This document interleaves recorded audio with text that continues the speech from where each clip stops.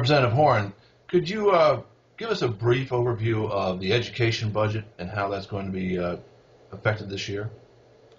The education budget is part of the overall general fund budget. It constitutes about 55% of total spending out of the general fund for North Carolina in the years 2013-14 and 2015, or excuse me, 14-15. That 55% is pretty much in line with how that budget has ranged for the last 10 to 15 years, going from a low of 55, 54, 55 to a high of about 60%.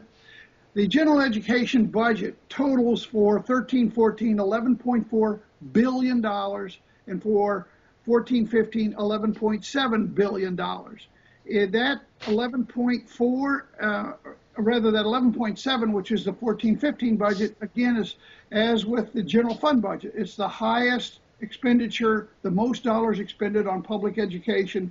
That's K-12, community colleges and universities in the history of North Carolina.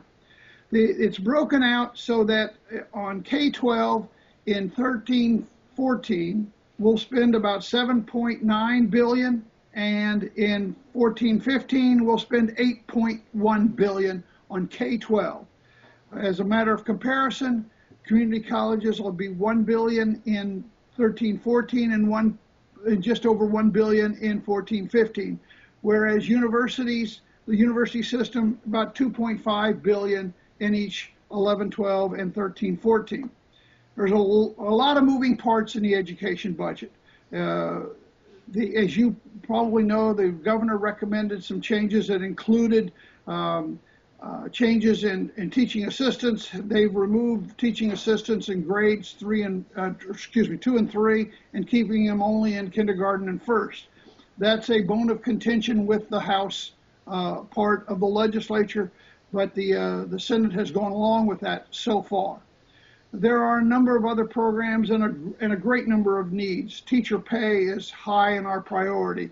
We value teachers in North Carolina. We understand the importance of great teachers in the classroom. They're the ones that are delivering the education, evaluating the kids, and the ones that the kids need they need that hands-on approach. It's going to be a long and difficult process this coming week and for the next about 3 weeks, I think, before we get a budget out of the legislature and back to the governor. So stay tuned, stay involved, ask lots of questions, and for goodness sake, don't let us make a decision with our heads in the sack. Thank you, Representative Horn.